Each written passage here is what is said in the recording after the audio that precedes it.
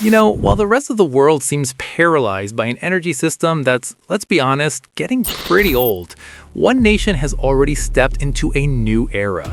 And this isn't just a story about some cool new technology. It's a story about vision, about strategy, and really about mastering one of the biggest challenges of our time: energy security.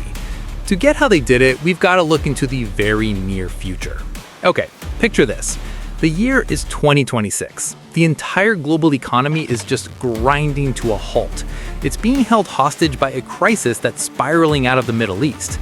The world's single most important energy artery, the Strait of Hormuz, where something like 20% of all global oil flows, has been slammed shut, just closed. And the result? Well, you can guess. Oil prices have absolutely rocketed past $120 a barrel. This is plunging major economies into total chaos. But here's the twist. While all these nations are scrambling for fuel, a silent revolution has been thundering across the highways of the East. China has built this economic shield so powerful that it's basically unplugged its industrial engine from the chaos of global oil. And the real question is, how? Just look at this headline for a moment from South China Morning Post. This is the news behind today's video. China's electric truck revolution, powerful painkiller for the Iran war. Sales of electric heavy-duty cargo trucks surged by 182% in 2025, with more growth forecast as oil and gas prices soar. With that said, let's go straight to the intro.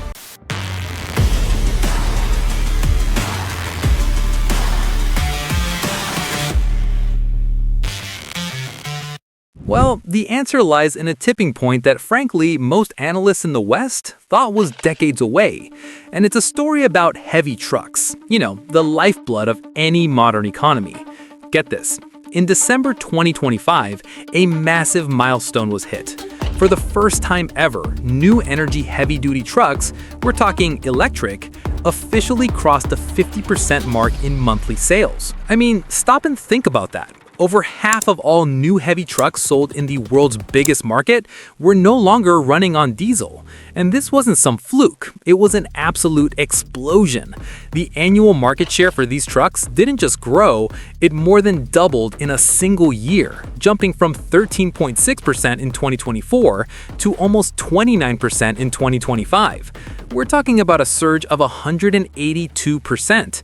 That's over 231,000 new electric trucks hitting the road in just 12 months. So what's fueling this incredible acceleration? It isn't just about government policy. It's about cold, hard economic math that has completely flipped the script, making diesel the expensive choice. To really get this, we have to talk about the one metric that governs pretty much all freight decisions: total cost of ownership, or TCO. Fleet owners are relentlessly focused on the bottom line. They don't just look at the sticker price, they calculate every single cost over the entire life of that truck. And this is where the numbers just become undeniable. Okay, yeah, an electric truck costs 2 to 3 times more up front, but then you look at what it costs to actually run it. That diesel truck burns through over 2 million won in fuel.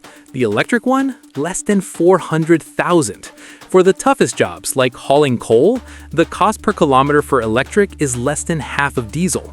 This economic flip isn't just real, it's a landslide. So what's the bottom line here? When you add it all up, fuel, maintenance, the whole shebang, a single electric heavy truck saves its owner about 1.2 million won. That's 170,000 US dollars over its lifetime. Now imagine a fleet of thousands of these. We're not talking about small savings. This is completely transformative. But look, incredible savings don't matter if the trucks can't actually do the job. The West has been stuck for years on range anxiety and long charging times. So how did China solve this for these massive, energy-hungry trucks? Well, they did it with a master stroke of infrastructure. The answer is battery swapping.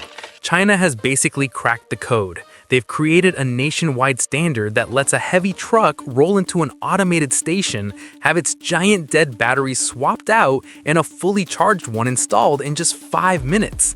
Yeah, that's faster than filling up a diesel tank. And the impact on logistics is just staggering. In super intense situations, like a mine, this system gives you an 18-fold. That's 18 times the improvements in how much work a single truck can do compared to one that's just sitting around at a fast charger. This isn't a small step up, it's a complete game changer for uptime. And the trucks themselves are just technological marvels. These are not diesel trucks with some batteries bolted on, no way.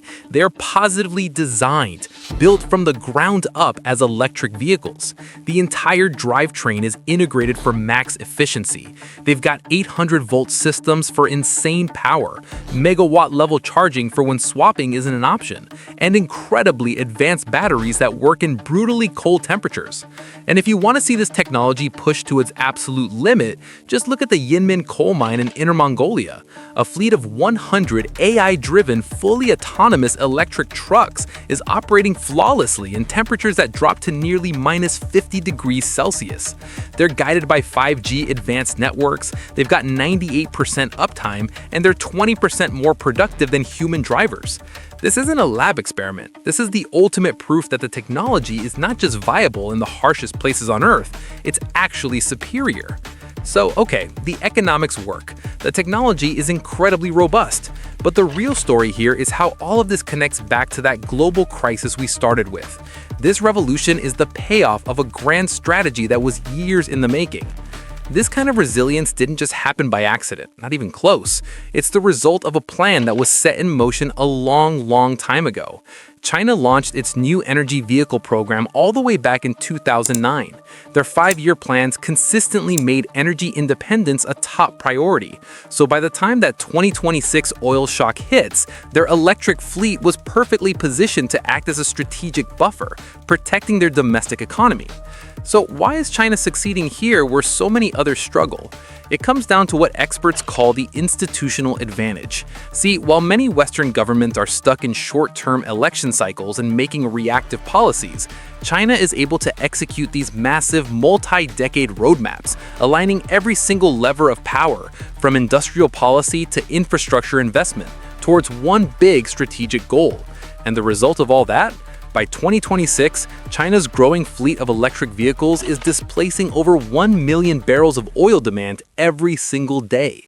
That is a massive shock absorber. It takes a huge slice of demand out of the global market and weakens the grip of any oil crisis while making China's own economy stronger. You know, this isn't just a new piece of tech. It's a fundamental shift in thinking that some people are calling betterification. The old system is all about extraction. You ship fuel across volatile oceans just to burn it once. This new system is productive. You build the energy infrastructure one time, solar, wind, swapping stations, and then you run on local electrons forever. It's a system that earns rather than one that just burns. What China has pulled off here is a brand new blueprint, not just for the future of freight, but really for the future of national security itself. So what's the big takeaways here? First, they've achieved economic insulation. They've protected their supply chains from global shocks. Second, they've shown total technological mastery in a sector that a lot of people thought was impossible to decarbonize. And third, they've created a whole new model for energy security, one that's based on industrial strategy and innovation, not just controlling shipping lanes. They have literally replaced the volatility of oil with the certainty of electrons. And that leaves us with a final massive question. China has built this incredible new model for itself, but what happens when this technology, this strategy, and this whole blueprint for independence gets exported to the rest of the world? Thanks for watching. We'll see you for the next explainer.